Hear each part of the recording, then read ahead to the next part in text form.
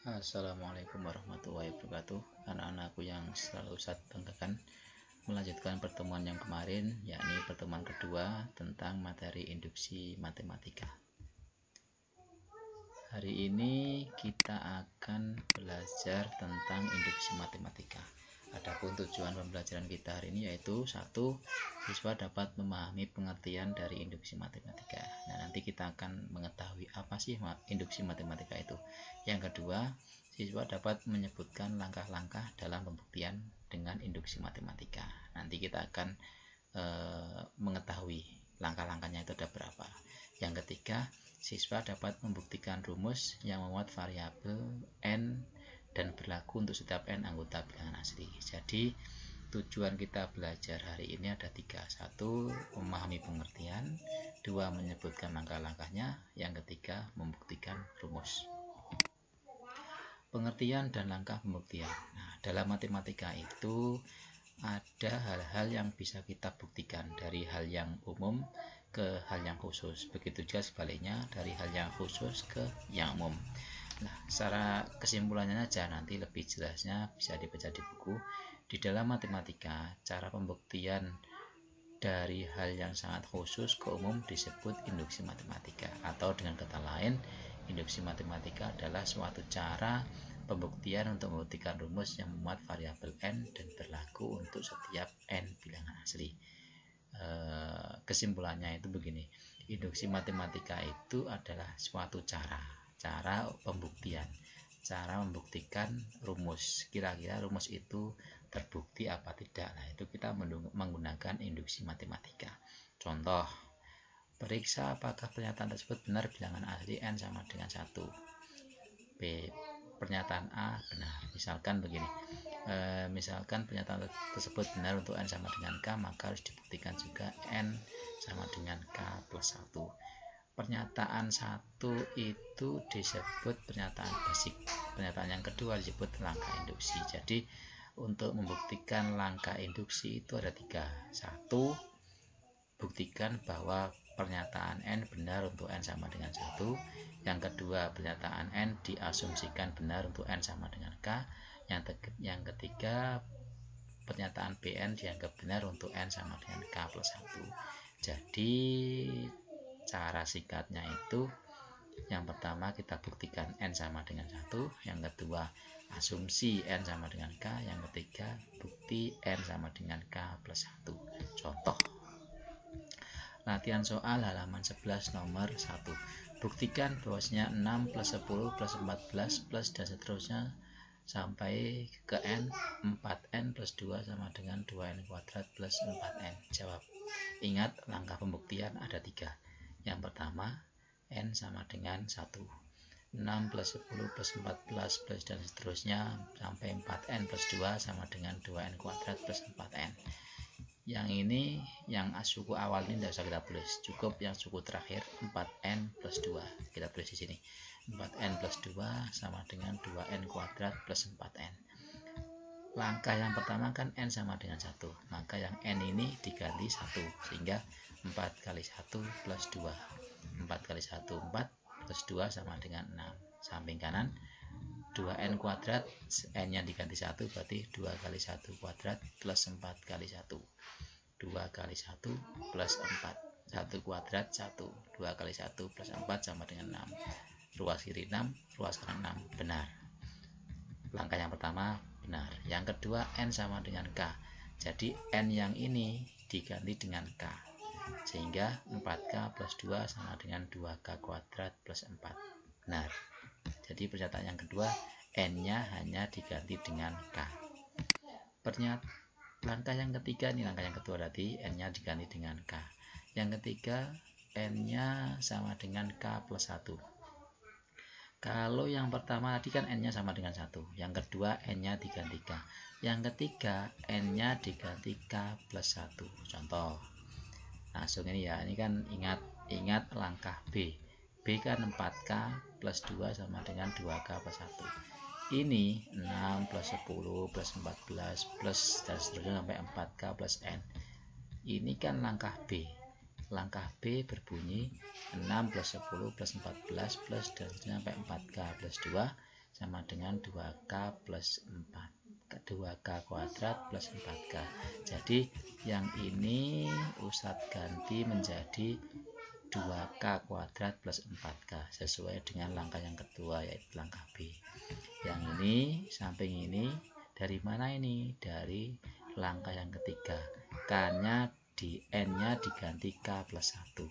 Jadi ditambah, aslinya begini, aslinya dia ditambah 4N plus 2. Karena syarat yang ketiga itu N-nya diganti K plus 1, maka diganti 4 dalam kurung K plus 1 plus 2. 2 ini dari sini, yang K plus 1 dari N, N-nya diganti K plus 1, sehingga 4K plus 1 plus 2. Nah ini N-nya kan tadi syaratnya kan diganti K plus 1, maka menjadi 2 dalam kurung K plus 1 kuadrat. Kok bisa kuadrat? Karena N-nya kuadrat, sehingga dikuadratkan. Yang ini 4N menjadi 4K plus 1. K plus 1 kuadrat kita kuadratkan menjadi K kuadrat plus 2K dari 2 kali 1 kali K. 2 kali 1, 2 kali K menjadi 2K. 1 ini diperoleh dari 1 kuadrat sama dengan 1. 4 kali K, 4K, 4 kali 1, 4. Sehingga 2 kali K kuadrat, 2K kuadrat, 2 kali 2, 4K, 2 kali 1, 2. Ditambah 4K plus 4. 2K sendiri di sini. 4K sejenis dengan 4K dikumpulkan. 4K tambah 4K 8K. 2 ditambah 4 6. Ruas kanan sudah selesai. Ruas kiri sekarang. 2K kuadrat enggak ada temannya, berarti tulis sini 2K kuadrat plus 4K plus 4K 4 plus 2 6. Berarti 2K kuadrat tetap, 4 plus 4 sama dengan 8 plus 6, sehingga ruas kiri sama dengan ruas kanan. Benar, karena langkah A, B, C benar. Ingat 3 langkahnya tadi benar semuanya, maka berarti pernyataan N berlaku untuk setiap N anggota A terbukti. Ingat, jika langkah A, B, C tadi benar atau terbukti, maka disimpulkan rumus matematika tadi bisa dibuktikan dengan induksi matematika. Contoh yang kedua yaitu nomor 9. Buktikan bahwasanya sigma R sama dengan 1 sampai N untuk 3R-1 sama dengan setengah N 3N plus 1. Jawab. Ingat ya, langkahnya yang ada 3. Yang pertama, N sama dengan 1. Maka sigma R sama dengan 1 sampai N, 3R-1 sama dengan N setengah N kali 3N plus 1. N-nya diganti dengan 1. Yang ini R-nya sama dengan 1, berarti 3 kali 1. R-nya diganti 1, dikurangi 1. 3 kali 1, 3, dikurangi 1 sama dengan 2. Oke, yang kanan sekarang. N-nya diganti 1. Setengah kali 1, setengah. 3 kali 1, 3 ditambah 1, 4. 4 kali setengah sama dengan 2. Pernyataan yang pertama benar. Yang kedua, N sama dengan K. Sigma R sama dengan 1 dan seterusnya. Kalau yang kedua itu mudah, setiap N diganti dengan K. Jadi huruf N diganti huruf K, itu yang kedua. Maka menjadi sigma R sama dengan 1 sampai K diperoleh dari N-nya ini diganti dengan K. 3R tetap min 1 sama dengan setengah K, 3K plus 1. B benar. Yang C sekarang. Syarat yang ketiga yaitu N sama dengan K plus 1. Rumus awalnya sigma R sama dengan 1 sampai N dan seterusnya ini. Yang kedua, R sama dengan 1 sampai K dari ingat langkah B tadi, bahwasanya N-nya diganti K. Langkah yang ketiga yaitu sigma R sama dengan 1 sampai K, 3R min 1 ditambah 3K plus 1 min 1. Ini dari mana ini? Dari rumus awalnya 3R. Tetapi yang R-nya ini nanti diganti dengan K plus 1. Ingat, rumusnya diganti K plus 1. Seperti yang awal tadi. Setiap habis rumus awal ditambah dengan rumus awalnya ini, tetapi diganti K plus 1. Min 1 tetap dari sini. Sama dengan setengah K yang N nya ini atau K nya ini diganti menjadi K plus 1. 3K dalam kurung ini juga K nya diganti K plus 1. Maka sebelah kanan dulu, setengah K, setengah kali K, setengah K, setengah kali 1, setengah 3 kali K, 3K, 3 kali 1, 3, 1. Setengah kali 3 itu sama dengan 3 per 2. K kali K, K kuadrat. Setengah kali 3K, 3 per 2K. Setengah K kali 3, 3 per 2K. Setengah kali 3, 3 per 2. Setengah K kali 1, setengah K. Setengah kali 1, setengah. Ini ketemu hasilnya, dikalikan semuanya ketemu ini. Ruas kiri sekarang.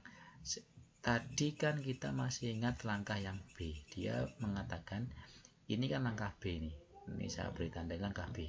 Itu kita ganti menjadi setengah K sama dengan 3K plus 1. Kok diganti? Biar bisa dikerjakan sama hasilnya ini nanti. Hingga 3 kali K, 3K, 3 kali 1, 3. 3K plus 3 minus 1 sama dengan 3K plus 2. Yang ini kita kalikan menjadi 3 per 2K kuadrat plus setengah K. Karena ini adalah bilangan pecahan, maka kita kalikan dengan penyebutnya. Kalau penyebutnya 2 ya kita kalikan 2. Kalau penyebutnya ini berhubung penyebutnya sama 2 semua, maka kita kalikan 2. Kalau penyebutnya beda, maka kita cari KPK-nya. Sehingga nanti biar enggak berubah menjadi pecahan seperti ini. Jika ini untuk menghilangkan pecahan, maka kita kalikan dengan bilangan penyebutnya tadi. Berhubung penyebutnya sama, ya kita kalikan 2. Kalau beda, kita kalikan dengan KPK-nya nanti. Setelah Ustadz kalikan dengan 2, maka ketemu hasilnya 3K kuadrat. 3 per 2 kali K kali 2 kan penyebutnya hilang semua nih, tinggal atas saja, tinggal pembilang. 3K K 6 dari 2, 3 kali 2 ini 6. Terus 2 kali 2 4. Terus ini tinggal 3 K 1. 3K kuadrat tetap karena di sini enggak ada temannya. Terus yang ini 3K tambah 3 kan 6.